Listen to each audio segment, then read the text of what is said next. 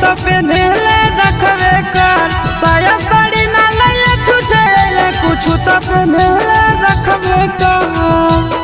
छोड़ा ले चल भागा के फरकवे पर काला काता में रखे होता रखवे पर। ले चल भागा के फरकवे पर काला काता में रखे होता रखवे पर। साया साड़ी ना लैले छुछे कुछ तो पेन्हले रखबे कर। साया साड़ी ना लैले छुछे कुछ तो पेन्हले रखबे कर। छोड़ा ले चल भागा के फरकवे पर काला काता में रखे होता रखवे पर। ले चल भागा के फरकवे पर काला काता में रखे होता रखवे पर।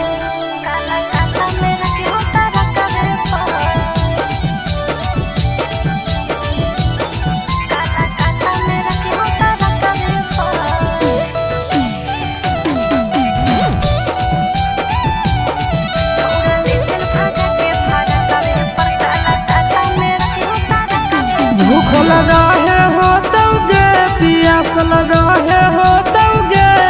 सुख मिलत नहीं शहर के दुख सहे हो तौगे।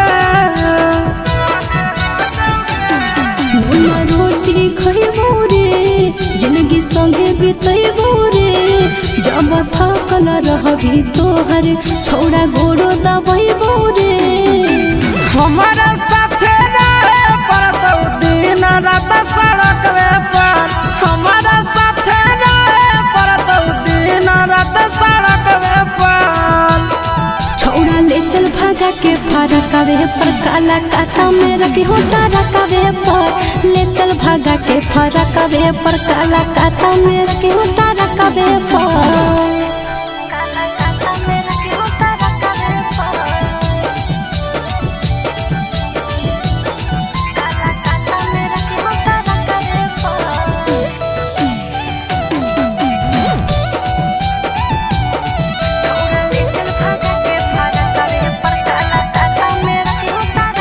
साजा भोगे पड़तौगे तोरा रोवे पड़तौगे। हमर कपड़ा लता सब तोरा धोवे पड़तौगे। तोरे कहन मनबो रे तोरा से कुछ नहीं मंगबो रे। गरियबो मारबो करभी तबो हम नहीं कनबो रे।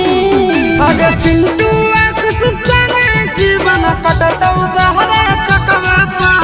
नह बिना आशीष संगे जीवन कटतौ बहरे चकवे पर। छोड़ा ले चल भागा के फरकवे पर काला काता में रखे होता रखवे पर। ले चल भागा के फरकवे पर काला काता में रखे होता रखवे पर।